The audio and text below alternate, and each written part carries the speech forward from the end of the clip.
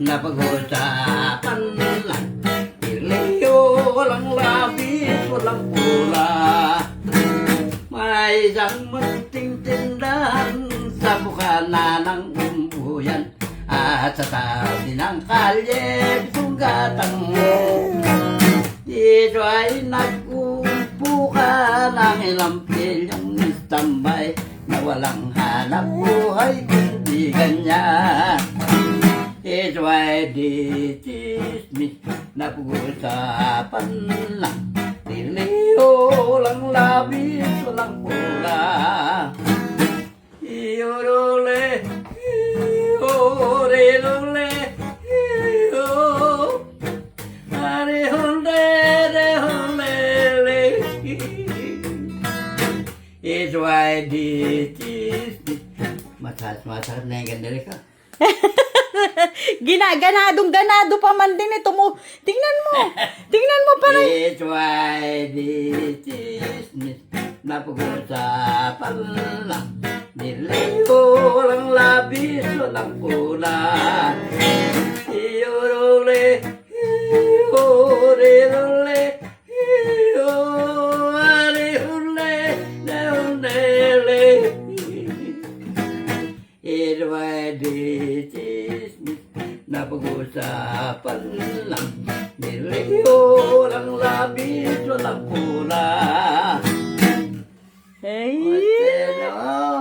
Oh, di kaya pa siya magtog-tog. Gusto eh. Naku po. Sirain mo, puta rin ka.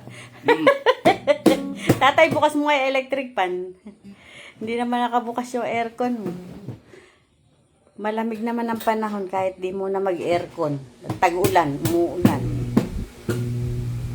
Pero, nagustuhan. Oh. Ano? Dito ka naman tetira.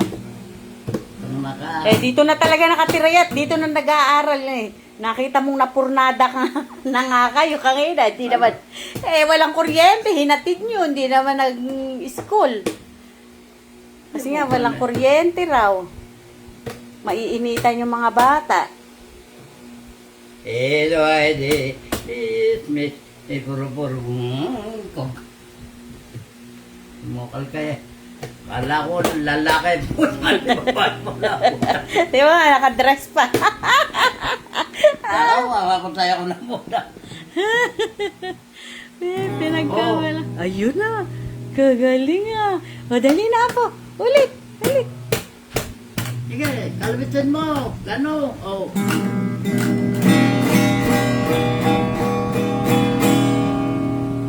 Ikaw naman daw. Wala.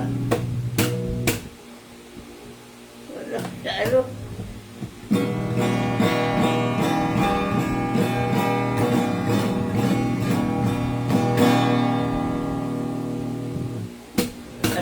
Sagada ka. Ayan. Wala ang nanay at pinahilot si Paragkag. May lagnat na naman. Sino? Si Paragkag nga. Wala lang yun. Hindi. Wala namang. Hindi manadapa. Hindi manano. Sabi ko paano, pahilot. Ayun, pinahilot. Iniwan nga yan. Ayan, kaya dinala ko rin.